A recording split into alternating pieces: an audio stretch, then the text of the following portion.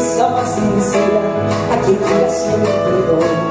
Paraguaya hasta la sombra y de raza guaraní, cariñosa como nadie cuando estás cerca de mí. 100 batallas he sufrido y jamás las para ti.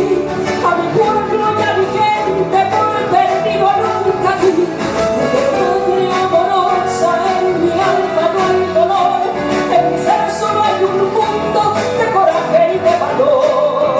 Así es la mujer paraguaya, señores.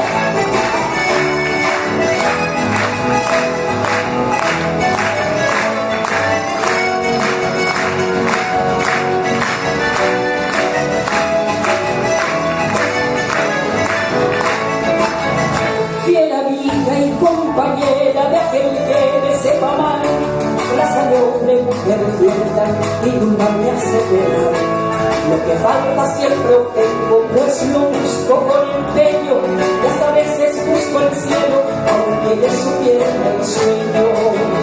100 batallas he sufrido y jamás las perdí. A mi pueblo y a mi gente por perdido nunca vi. Mujer madre amorosa, en mi alma no hay dolor. En mi ser solo hay un mundo de coraje y de valor. ¡Arriba!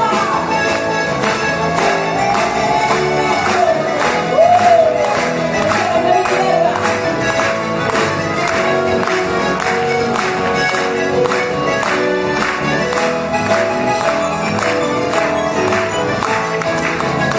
Cuando el tiempo esté en mi puerta y mi piel marchita al fin, con mis años de recuerdos y mi mente de jardín, mi pena será pelo y mis labios de carmín, recuerdos serán mis hijos cuando yo me vaya al fin.